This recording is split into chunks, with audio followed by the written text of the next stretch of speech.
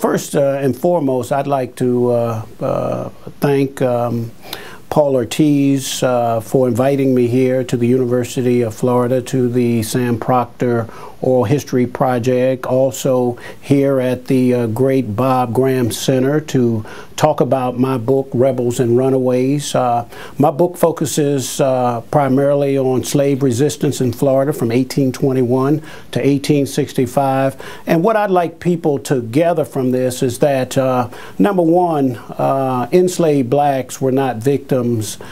They had a sense of agency about themselves, and they spoke up and fought when they could against the tyranny of slavery. And I really want people to understand that they fought for what they believed in. They understood the conditions that they faced, but all in all, they believed that they had God on their side, they had faith on their side, and that sooner or later they would prevail. And when the Civil War came, they participated in the Civil War, and after it ended, they became part of American society, and voila, they have made significant contributions. I think Florida was much different than other slave states. Number one, it was always known as a slave runaway haven because of the size of the real estate of Florida. When you look at other parts, with the exception of Virginia, it was the largest piece of real estate prior to 1865. And then when Virginia was split into West Virginia and Virginia, it became the largest. So runaways could get lost in the expanses of Florida. And when you looked at how many from the Spanish period all the way up to the Civil War who came from other places, it was designated as or considered a slave runaway haven. That made it unique. Then there was another part that I believe made Florida unique as a runaway slave haven, was the Atlantic worldview of some of the enslaved blacks. They knew about other worlds. They had participated with work on the docks of St. Augustine, Jacksonville, and they knew about ships coming in. Some of them were brought straight from Africa, went to South Carolina, went to the Caribbean before they settled in Florida as enslaved blacks. So they knew about other worlds, and they shared that with others. Also point to the role that black mariners played in the resistance movement. A lot of free blacks who joined various navies, merchant marines, came from the north to the south, and many of them helped to stow away runaways. So they were part of that. No one really talks about the role of the black mariner. And I also talk about what I consider to be the largest slave rebellion ever to occur in the annals of American history. I call it the Black Indian Rebellion. Most folk call it the Second Seminole War. But I look at that in terms of its intensity, the size, how long it occurred from 1835 to 1842. When you look at the people who participated, you had people like John Horst, John Caesar, Ben Bruno, and so many people talk about Gable Prosser Rebellion, Nat Turner Rebellion, recently the Louisiana 1811 Rebellion. But no one talks about this large-scale rebellion that occurred. It was, I call, a slave rebellion and race war, because what you had were Native Americans or Seminoles and blacks and whites fighting for a piece of, I always like to say, the real estate. Who would control the territory, later the state of Florida? And so you had this dynamics. And Andrew Jackson got caught up in the 1830s Indian Removal Act, looking at moving out Native Americans, Seminoles, Creeks, beyond west of the Mississippi. But he also knew that if he couldn't control the slave population, that other slaves would come in, join, and if they couldn't control Florida, what would happen to their what I call expansionist ideas going west? So they had to put down the Second Seminole War, the Black Indian Rebellion, and it cost literally, if you looked at it in today's dollars, literally hundreds of millions of dollars over a 7-year period to put this rebellion down. And unlike Nat Turner, when the enslaved blacks who fought surrendered, they were not hanged, they were not executed.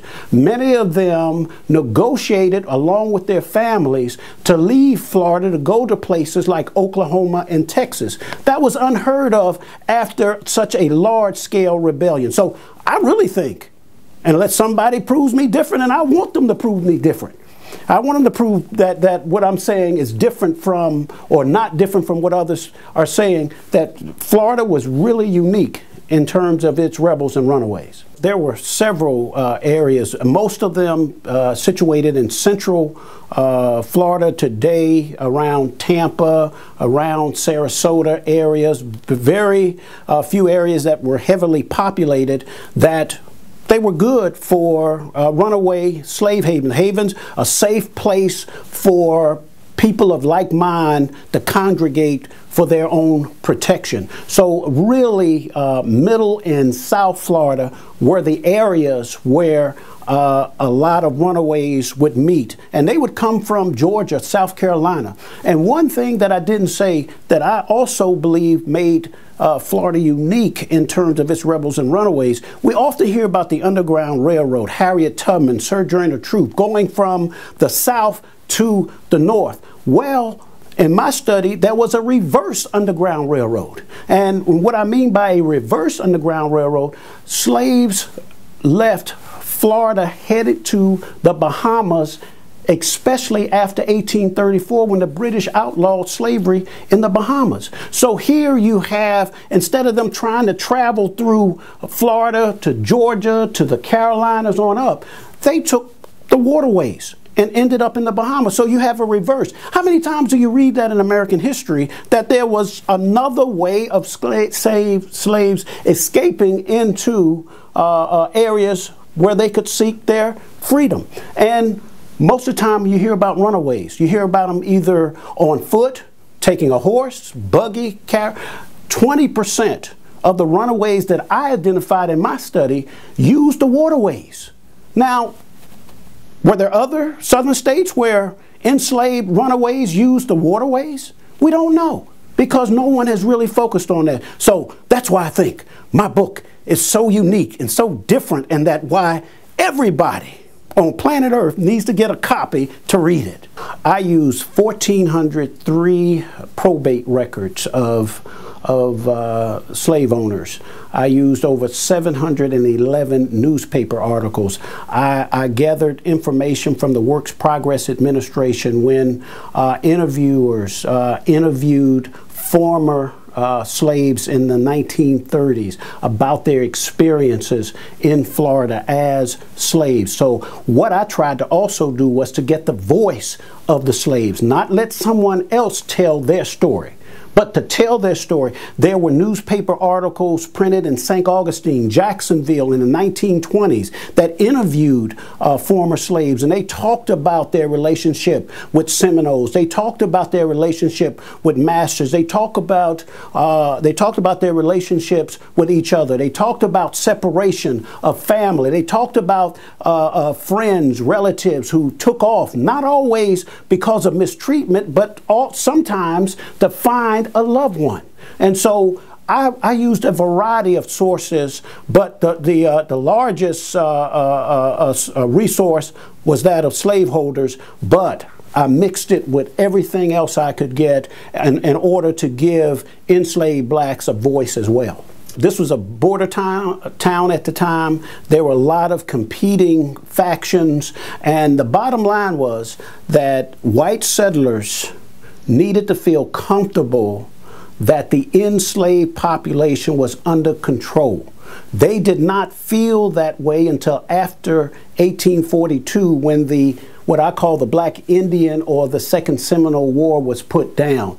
And so you had people coming and going, concerned about their welfare. Some of them picked up stakes from Florida, headed to Texas because they felt that that was safe after the wars there in Texas. So you have such dynamic things happening in Florida during this period of time that it's just kind of hard to say that one group prevailed over the other. But one thing we can say is that enslaved blacks were relegated after the Second Seminole War as bondservants. I mean, they were put down, and all this was a part of trying to control Florida. If Florida fell to runaway enslaved blacks, what may have happened to Louisiana?